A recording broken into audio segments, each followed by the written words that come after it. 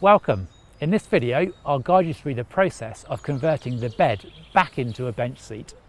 Start by folding in the leg of the support frame which is attached to the cushions at the end of the bed, then uncouple the support frame from the seat base. Next, place the cushions back under the seat, buckle the seatbelt covering the front of the seat to secure them in place. Now return to the seat and pull the fabric straps next to the seatbelt buckles to release the backrest. Push it back up into the upright position. Finally, release the metal seat locks on both sides.